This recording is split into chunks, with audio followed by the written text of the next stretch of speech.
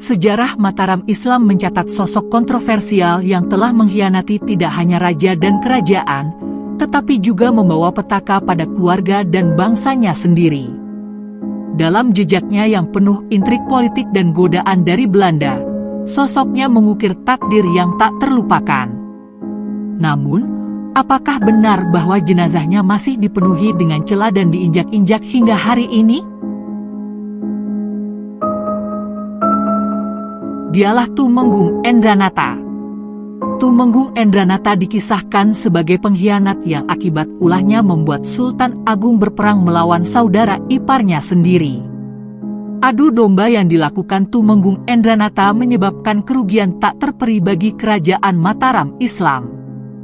Tumenggung Endranata memiliki nama asli Ngabehi Mertajaya. Ia adalah putra dari Tumenggung Wiraguna. Tumenggung Endranata sejatinya berjasa besar membantu Raja Mataram Islam, Sultan Agung, menaklukkan Demak dan sekitarnya, tapi tak dinyana, godaan Belanda, VOC, ternyata mampu membutakan Tumenggung Endranata hingga tega mengkhianati Sultan Agung dan bangsanya sendiri. Perlu diketahui, di masa penjajahan, VOC pernah mengajak damai kerajaan Mataram Islam, namun Sultan Agung menolak. Setelah itu, Sultan Agung membuat rencana menyerang VOC di Batavia. Dalam kesempatan pertama, pasukan kerajaan Mataram Islam kalah karena kurangnya perbekalan, sehingga untuk agresi kedua, Sultan Agung membuat strategi menyiapkan lumbung-lumbung di lokasi menuju Batavia. Strategi rahasia inilah yang salah satunya dibocorkan Tumenggung Endranata kepada Belanda, sehingga VOC sudah siap lebih dulu. Hasilnya sudah bisa ditebak, kerajaan Mataram Islam gagal mengusir Belanda dari Batavia. Puncak pengkhianatan Tumenggung Endranata terjadi saat ia mengadu domba Sultan Agung dengan saudara iparnya sendiri, yaitu Adipati Pragola II, penguasa wilayah Pati. Tumenggung Endranata memfitnah bahwa Adipati Pragola II ingin melakukan pemberontakan.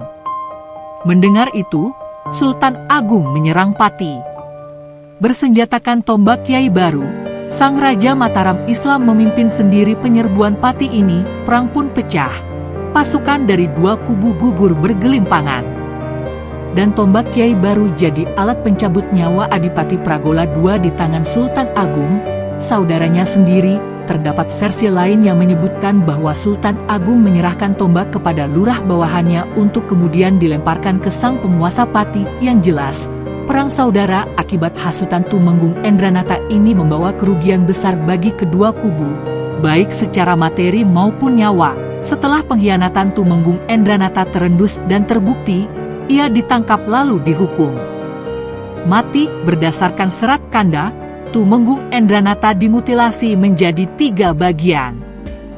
Kepala dipancang di alun-alun Batavia, kaki dibuang ke Laut Jawa, dan badannya dikubur di anak tangga makam Raja-Raja Mataram di Imogiri, Yogyakarta.